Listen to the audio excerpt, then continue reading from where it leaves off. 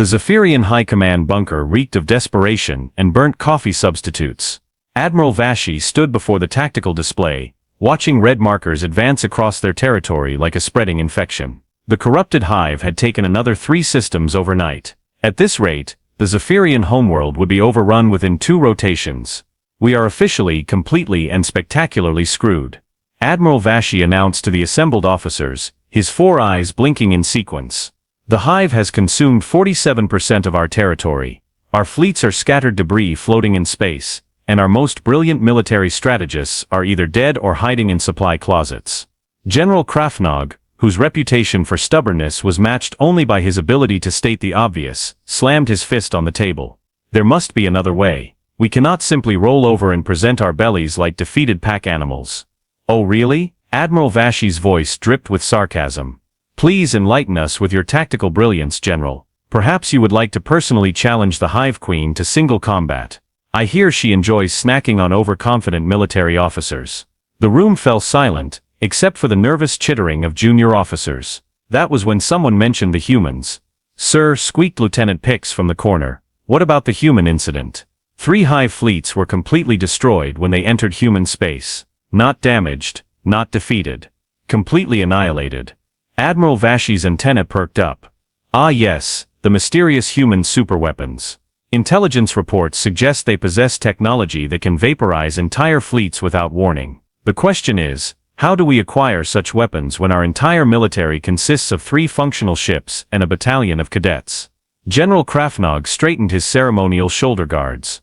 We send our best infiltration team to steal their technology. Our best infiltration team is currently floating in space in 17 different pieces. Admiral Vashey replied dryly. Our second best team met a similar fate last week. At this point, our most experienced operatives are the younglings in the academy. The uncomfortable truth settled over the room like a heavy blanket. Their elite military force now consisted of children barely old enough to reach the ship controls. You cannot be serious. General Krafnog sputtered. Send cubs into human territory. That is not a mission. That is infanticide with extra steps. Admiral Vashey gestured toward the tactical display where more red markers appeared. General, we are facing extinction. Sometimes desperate times call for desperately stupid measures, and that was how 4 young Zephyrians found themselves standing in the launch bay, trying very hard not to wet themselves. Quartermaster A, whose real name was unpronounceable even by Zephyrian standards, clutched his supply manifests like religious texts. His nervous system seemed to be operating at maximum anxiety output. Are we absolutely certain this is a good idea? Because statistically speaking, sending untrained juveniles on suicide missions has a very poor success rate. Moran, the cocky pilot, who had never flown anything more dangerous than a training simulator, puffed out his chest. Speak for yourself, supply boy. I was born to fly into danger and steal alien superweapons. His voice cracked slightly on the word weapons. Morton, the communications officer, who struggled to speak to his own reflection, whispered something that might have been agreement, or might have been a prayer to whatever deity watched over terrified young aliens. Judge Quintara, whose adherence to regulations bordered on religious fanaticism, consulted her datapad for the 15th time. According to military protocol section 477.9, this mission violates approximately 83 safety regulations and 12 interstellar treaties. Yes, well, Admiral Vashey said as he watched the Cubs board their ship, we will add war crimes to our list of concerns right after survival. The launch sequence began with all the ceremony of a funeral. The Cubs strapped themselves into their acceleration couches, trying to project an image of confident military professionalism, while their hands shook uncontrollably. Remember, Admiral Vashey's voice crackled over the comm. Locate the human weapons, acquire them through any means necessary, and return home as heroes. Try not to die horribly in the process. Sir, Quartermaster A's voice squeaked over the radio. What if the humans detect our approach? Then you will become the first Zephyrians to test human hospitality. Admiral Vashey replied. I hear they have interesting methods of interrogation. The ship launched into the darkness, carrying 4 terrified younglings toward what everyone assumed would be their doom. Admiral Vashey watched the ship disappear into hyperspace, and turned to General Krafnog. Well, General, we have just sent children to accomplish what our finest warriors could not. Any final words of wisdom? General Krafnog stared at the empty launch bay. I believe the appropriate human expression is we are royally screwed. Indeed. Admiral Vashey agreed. Now shall we prepare our surrender speeches, or would you prefer to wait until the Cub's inevitable failure makes headlines across the galaxy? The Zephyrian infiltration vessel, which had been held together by determination and spare parts, chose the worst possible moment to demonstrate the fundamental laws of physics. Specifically, the law that states poorly maintained engines will explode when you need them most. This is not according to plan, Judge Quintara announced as alarms shrieked and sparks flew from every console. Mission parameters did not include catastrophic system failures. No kidding, Morin shouted over the noise, wrestling with controls that seemed determined to kill them all. The navigation system just told me to go fornicate myself. I did not even know it knew those words. Quartermaster A was frantically checking his supplies while the ship bucked like an angry beast. We have lost life support in sections 4 through 7. The food replicator is producing what I can only describe as edible sadness, and our stealth systems are broadcasting our location to anyone with a basic radio. Morden, meanwhile, was having what could generously be called a panic attack. We are going to die. We are going to crash and die, and become very small, very scattered pieces of alien meat. Actually, Judge Quintara said, consulting her instruments with typical precision, we are going to crash on Terra Nova, a human colony world, so we will become very small, very scattered pieces of alien meat on a human planet. The ship hit the ground with all the grace of a dropped brick. When the smoke cleared, and the ringing in their ears subsided, the 4 Cubs found themselves staring at a massive hole in their hull, and 3 humans peering down at them with expressions of concern. Well, well, well, said the female human, her voice rich with amusement. What do we have here? Looks like someone forgot to read the manual on atmospheric entry. This was Amy Kowalski, though the Cubs did not know that yet. What they did know was that she was clearly the leader of this human torture squad, based on her confident stance, and the way she was obviously sizing them up for interrogation. Oh no, Quartermaster A whispered. They are going to dissect us for scientific research. I read about this in intelligence briefings. The second human, a relaxed-looking individual with grease-stained coveralls, chuckled. Relax there, little guy. We are not going to hurt you. This was Brandon Torres, who had the laid-back demeanor of someone who fixed things for a living, and found most problems solvable with the right tools, and enough cursing. Little guy, Moran bristled, puffing out his chest. I will have you know that I am a fully trained military pilot, capable of rope. He looked around at the wreckage. Okay, perhaps not capable of landing, but definitely capable of other military things. Amy snorted with laughter. Oh honey, you are about as militaristic as a box of kittens. Look at you, you are practically vibrating with terror. The third human stepped forward. Commander Tom Molly had the bearing of someone who had seen actual combat and recognized it when he saw it. Or in this case, when he very clearly did not see it. Easy, Kowalski. They are just kids. Kids with military-grade equipment, Molly added quietly, noting the weapon systems scattered around the wreckage. The Cubs huddled together, absolutely certain their final moments had arrived. Judge Quintara, ever the strategist, decided to take charge of their inevitable interrogation. We are prepared to die rather than reveal our mission. You will get nothing from us human torturers. Brandon blinked. Torturers? Who said anything about torture? We were thinking more along the lines of hot chocolate, and maybe some bandages for those cuts. Hot chocolate, Morton whispered, confused. Is that a truth serum? It is a delicious beverage, Amy said, her voice softening despite herself. Seriously, what kind of monsters do you think we are? You just crashed on our planet. The appropriate response is first aid and snacks, not interrogation. Quartermaster consulted his intelligence files frantically. The report said humans were ruthless warriors, who destroyed 3 hive fleets without mercy. Oh that, Brandon said casually. Yeah, we talked to them. Turns out they were just really angry about some family therapy issues. Who knew? Morin stared at him. You talked to them? Sure, communication works wonders. Though I have to say, it took a lot of cursing to get through to them. Speaking of which, kid, you want to learn some really good human swear words. Before anyone could stop him, Brandon began teaching Morin a comprehensive vocabulary of human profanity, much to Commander Molly's horror and Amy's barely concealed amusement. Torres, stop corrupting the alien children, Molly said, though he was fighting a smile. What? It is educational cultural exchange, Brandon protested. Besides, look how excited he is getting. Morin was indeed practically bouncing with delight, as he practiced his new vocabulary. So if I say holy ship, that is appropriate for expressing surprise. Close enough, Brandon grinned. Though you might want to work on the pronunciation. Amy watched this exchange with growing amusement. Okay, so let me get this straight. You four came here to steal our superweapons, crashed your ship because apparently alien engineering is held together with hope and spite, and now you are getting a crash course in creative profanity from our mechanic. Judge Quintera nodded solemnly. That is an accurate assessment of our current situation, yes. And you are what, 12 years old? We are fully grown adults in positions of military responsibility. Quartermaster A protested, his voice cracking slightly. Amy looked at Commander Molly. Tom, please tell me you are seeing what I am seeing. Molly nodded grimly.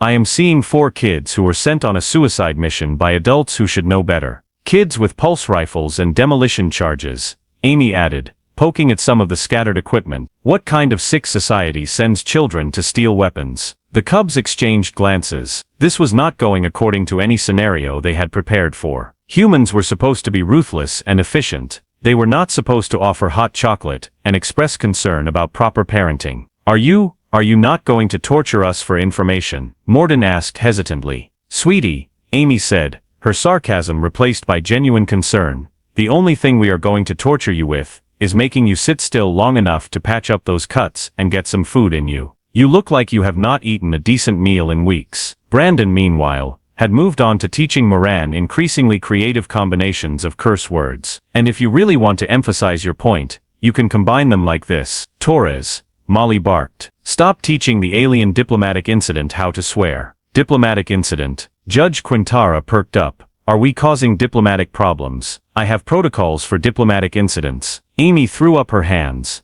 Great. We went from first contact to international incident in under 10 minutes. That has got to be some kind of record. 20 minutes later, the 4 Cubs sat around a makeshift table in the salvage crew's workshop, clutching mugs of genuine hot chocolate, and trying to process the fact that they were still alive. Amy had produced an impressive array of snacks from seemingly nowhere, while Brandon continued his linguistic education of Moran under Commander Molly's increasingly exasperated supervision. So, Amy said, settling into her chair with her own mug, now that you are sufficiently caffeinated and no longer look like you are about to faint from terror, how about you tell us what this is really about? Judge Quintara consulted her datapad, then looked up with the expression of someone about to deliver very bad news. We were sent to infiltrate human space and steal your miracle weapons. Our people are facing extinction from the corrupted hive, and intelligence reports indicated that humans possess technology capable of destroying entire fleets instantly. The silence that followed was broken only by Brandon choking on his coffee. You were sent to do what now? Amy's voice had gone dangerously quiet. Let me make sure I understand this correctly. Your government looked at the 4 of you, decided you were expendable, and sent you on a theft mission into hostile alien territory. Quartermaster A nodded miserably. Admiral Vashi said, we were their last hope. All the experienced soldiers are, well, they are no longer experiencing anything, if you understand my meaning. Commander Molly leaned forward, his military background clearly triggered. How old are you kids, exactly? I have completed 17 rotations around our sun, Moran announced proudly. I am practically ancient by pilot standards. 17, Amy repeated slowly. 17 years old. That is quite mature for our species. Judge Quintara added helpfully. Most Zephyrians do not reach full cognitive development until at least 25 rotations. The temperature in the room seemed to drop several degrees. Amy's knuckles had gone white around her mug. Brandon, she said, her voice eerily calm, please tell me I am misunderstanding something here. Please tell me that these kids were not actually sent on a suicide mission by adults who should bloody well know better. Afraid not, Brandon said grimly. Sounds like their people pulled a full-scale send the youngsters to die gloriously for the cause maneuver. Amy stood up abruptly, began pacing, and launched into what could only be described as a legendary rant. Oh, for the love of all that is holy, and several things that are not. What kind of absolute, complete, and utter morons send children to steal weapons from an unknown species? What was their backup plan? Interpretive dance. Did anyone in your entire command structure stop to think, hey, maybe we should not sacrifice teenagers to solve our military problems? The Cubs stared at her in fascination. They had never seen an adult this angry on their behalf before. And another thing, Amy continued, warming to her theme. What kind of intelligence operation did you people run? Because I have got news for you about those miracle weapons. The super weapons that destroyed 3 hive fleets, Quartermaster A said eagerly. We have detailed reports about their devastating effectiveness. Brandon started laughing, actually laughing, until tears ran down his cheeks. Oh kids, kids, kids, kids.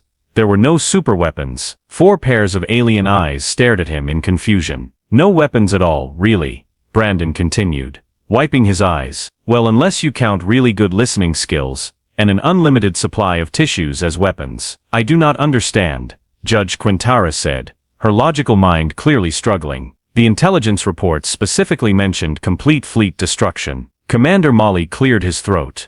The fleets were not destroyed. They were redirected. You see, when the corrupted hive entered our space, we did what humans do best when faced with angry strangers. You talked to them, Morden whispered. The concept apparently revolutionary. We talked to them, Amy confirmed. Turns out they were not corrupted at all. They were just really pissed off about being isolated for centuries without anyone to complain to. Brandon nodded enthusiastically. So we offered them therapy, group therapy, individual counseling, the whole package. Turns out, when you have been alone in space for 300 years with nothing but your own negative thoughts, you develop some serious anger management issues. Judge Quintara's datapad slipped from her nerveless fingers. You ended a war with therapy. Therapy, and snacks. Amy corrected. Never underestimate the power of comfort food during emotional breakthroughs. Moran looked skeptical. You cannot be serious. Wars are not ended with feelings and group hugs. There must have been weapons involved. Big, impressive weapons that go boom. Sorry to disappoint, Brandon said cheerfully.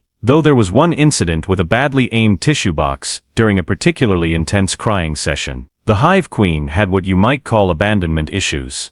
Commander Molly explained. Once she realized that other species were willing to listen to her problems without judging or trying to immediately blast her out of space, she became quite cooperative. But the fleet destructions, Quartermaster A protested. Our sensors detected massive energy signatures. That was them leaving, Amy said. Turns out, when you convince an entire species that they do not have to be angry all the time, they generate quite a lot of excited energy signatures as they rush home to start implementing better mental health practices. Judge Quintara was staring at the table, as if it might provide answers to questions she had never thought to ask. You are telling me that our entire military strategy has been based on the assumption that problems must be solved with violence, when in fact, they can be solved with conversation. And chocolate, Brandon added helpfully. Do not forget the chocolate. It is crucial for establishing trust. This is impossible, Moran declared. Military objectives cannot be achieved through emotional support. Amy sat back down and looked at the 4 cubs with something approaching maternal fondness. Honey, let me explain something about humans. We are really good at solving problems through talking. We talk about everything. Our feelings, our fears, our hopes, our dreams, what we had for breakfast, whether that shirt makes us look fat, why our parents did not hug us enough as children. We talk so much that most other species find us incredibly annoying. But it works, Commander Molly said, because when you actually listen to someone, really listen, you usually find out that they are not your enemy. They are just scared, or lonely, or misunderstood. Morton, who had been quiet throughout this entire revelation, finally spoke up. So when you encountered the corrupted hive, instead of fighting them, you asked them what was wrong. Pretty much, Brandon confirmed. Though it took about 6 hours of patient listening before the Hive Queen stopped screaming about how everyone hates her and started explaining about the loneliness. Judge Quintara picked up her datapad with shaking hands. I need to revise every strategic protocol we have ever developed. This changes everything about conflict resolution theory. Welcome to the wonderful world of feelings-based diplomacy, Amy said with a grin. Population, apparently just humans. Until now. Moran crossed his arms stubbornly. I still do not believe it. There must have been some kind of trickery involved. Kid, Amy said gently. The biggest trick we pulled was convincing a bunch of angry, isolated beings that someone actually cared about their problems. Revolutionary concept, I know. Commander Molly stood up with the purposeful expression of someone about to make very important decisions. Right. First things first, we need to contact your fleet and let them know you are alive. Is that wise? Judge Quintara asked nervously. They will expect us to report mission success, not, whatever this situation qualifies as. They will expect you to report something other than being dead, Amy pointed out while examining the Cubs' mangled communication equipment. Though judging by the quality of this gear, I am amazed you managed to communicate with anyone before crashing. She picked up what appeared to be the primary communication relay, and held it up to the light. Several pieces fell out. Seriously, did your people build this with spare parts and optimistic thinking? Because I have seen children's toys with better engineering. Quartermaster A looked offended. That is military-grade equipment, constructed to the highest Zephyrian standard. Your standards need work, Amy muttered, pulling out her tools. Brandon, hand me that quantum stabilizer, and maybe some actual wire that was not held together with what I can only assume is alien duct tape. While Amy worked her engineering magic, Commander Molly activated his own communication system. This is Commander Molly of Terra Nova Colony, attempting to establish contact with Zephyrian Fleet Command. We have 4 of your people safe and unharmed. Please respond. The response was immediate and explosive. What? Admiral Vashi's voice crackled through the speakers with enough force to rattle the workshop windows. The Cubs are alive. How is this possible? Are you holding them hostage? What are your demands? No demands, Molly replied calmly. Though we would like to discuss some serious concerns about your child endangerment policies. There was a pause. Then child endangerment. Those are fully trained military operatives. Brandon snorted with laughter. Sir, with all due respect, these kids could not successfully infiltrate a daycare center, let alone steal advanced weaponry. Who is this? Identify yourself immediately. Brandon Torres, certified mechanic and apparently accidental diplomat, Brandon said cheerfully. And I have got some very interesting news about those super weapons your people were after. Amy looked up from her work. Molly, patch me into this conversation. I have some choice words about sending teenagers on suicide missions. Amy, perhaps we should approach this diplomatically. Oh, I will be diplomatic, Amy said with a grin that suggested the opposite. Diplomatically furious. When Admiral Vashi heard Amy's detailed critique of Zephyrian military strategy, personnel management, and basic parenting skills, the entire communication channel fell silent for a full minute. You are saying the Cubs were never in danger. Admiral Vashi finally managed. Not from us, Commander Molly assured him. Though they were in serious danger of choking on hot chocolate when we explained what your miracle weapons actually were. Explain what now? And so began what would later be recorded in galactic history as the most unconventional first contact negotiation ever conducted. Commander Molly, with assistance from Amy's sarcastic commentary and Brandon's enthusiastic interruptions, explained the truth about the corrupted hive situation. You talked to them, Admiral Vashi repeated slowly. You resolved a military conflict through conversation and therapy, Brandon corrected. Do not forget the therapy. That was the important part. General Krafnog's voice cut through the comm channel like a rusty blade. This is preposterous. Military objectives are achieved through superior firepower and tactical brilliance, not feelings discussions. General Amy said sweetly, how did superior firepower work out for your 47 conquered systems? The silence was deafening. Look, Commander Molly said, taking pity on the aliens. We understand this challenges your traditional approach to conflict resolution, but we would like to offer our services as mediators. We could arrange a meeting between your people and the hive. Absolutely not, General Krafnog declared. We do not negotiate with the enemy. They are not your enemy, Morden said quietly, speaking up for the first time during the conversation. They are just lonely. This observation came from someone who understood loneliness intimately, and the gentle certainty in his voice seemed to carry more weight than all the military posturing. Brandon, meanwhile, had been setting up what appeared to be some kind of gaming console. You know what? Forget formal negotiations. Let me show you something that works even better than talking. Torres, what are you doing? Molly asked suspiciously. Cultural exchange through competitive gaming, Brandon announced. Nothing builds understanding between species like getting thoroughly defeated at video games by your former enemies. Within an hour, Brandon had somehow convinced both Admiral Vashi and a representative of the corrupted hive to participate in what he called diplomatic gaming sessions. The sight of a hive drone learning to play racing games while trash-talking a Zephyrian admiral in broken galactic standard was both ridiculous and strangely effective. You see, Brandon explained to his fascinated audience, when you are focused on not crashing your virtual vehicle into a wall, you stop thinking about whose species is superior and start thinking about how to take that corner without losing speed. Judge Quintara was frantically taking notes. This is remarkable. Competitive activities create shared goals that transcend species barriers. Plus, Brandon added with a grin, nothing humbles military pride quite like getting beaten at space combat games by someone you were planning to fight in real life. The breakthrough came when the Hive representative, after winning their third consecutive race, began explaining their centuries of isolation, not in the formal language of military briefings, but in the casual conversation that emerges between gaming partners. We just wanted someone to notice we existed. The Hive drone clicked sadly. 300 years of silence. No communication. No acknowledgement. We began to think perhaps we were better off alone. Morton, who had been quietly helping translate emotional nuances between species, suddenly found his voice. But you were not alone. You just could not see the connections that were already there.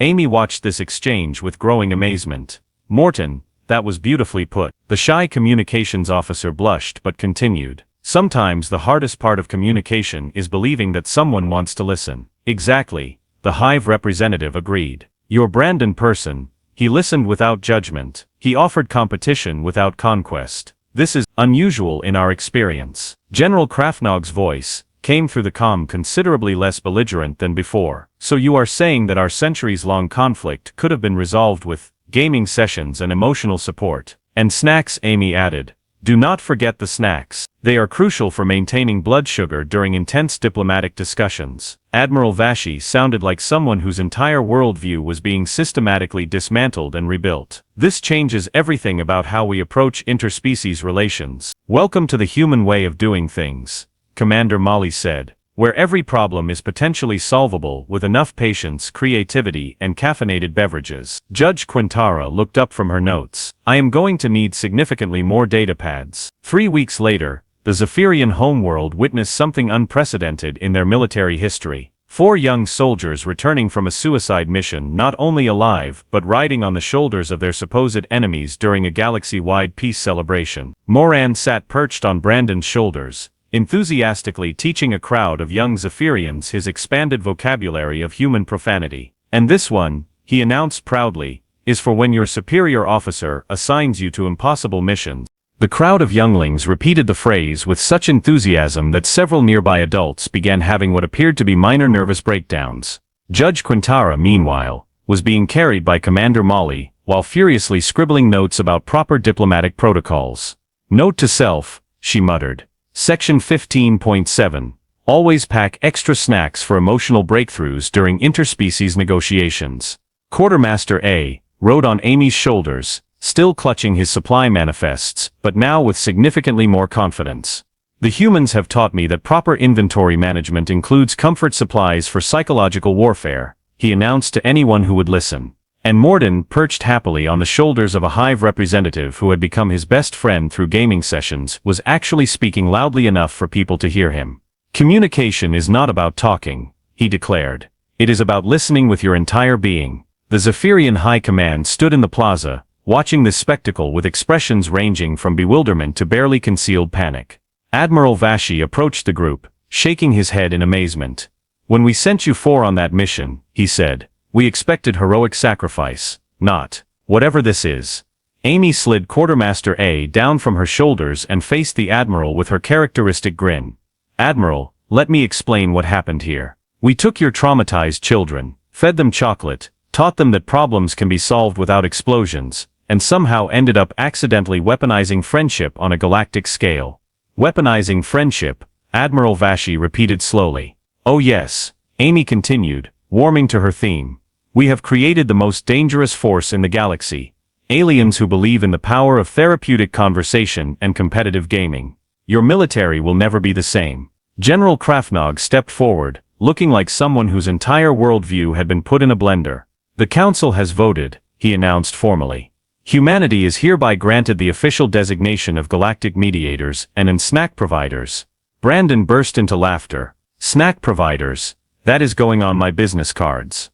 The position comes with significant responsibilities, Admiral Vashi continued, though he was fighting a smile, including apparently, preventing us from sending children on death missions in the future. About time someone noticed that was a terrible idea, Amy said dryly. The celebration continued around them, with species from across the galaxy mingling in ways that would have been unthinkable weeks earlier. Brandon had set up multiple gaming stations, where former enemies were bonding over competitive racing games and cooperative puzzle solving. You know, Judge Quintara said, consulting her ever-present datapad, I am going to need to completely rewrite our military academy curriculum. Apparently, effective leadership includes concepts like emotional intelligence and active listening skills. Admiral Vashi nodded thoughtfully. I have been reading some human texts on child development. Fascinating material. Did you know that positive reinforcement is more effective than threats of court-martial? Amy stared at him. You have been reading parenting books. Research, Admiral Vashi said defensively. Purely for research purposes, to better understand human psychological warfare tactics. Right, Amy said, not buying it for a second. Research.